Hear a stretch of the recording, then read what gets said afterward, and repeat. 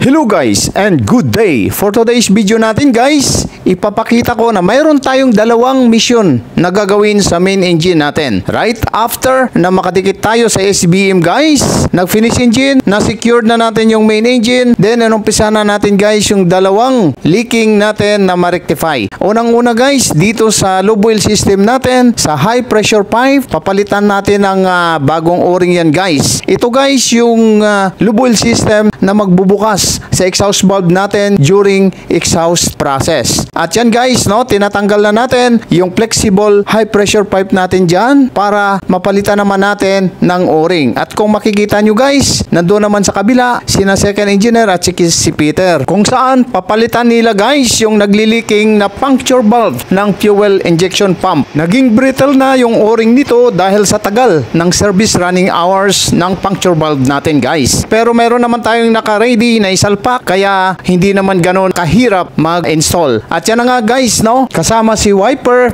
nakapartner natin, binabalik na natin yung lube oil high pressure pipe after natin mapalitan ng bagong o-rings. Natapos na si second engineer at saka si Peter doon sa puncture valve, kung kaya naman pinagtutulungan naming apat para mahigpitan itong lube oil high pressure pipe ng exhaust valve natin.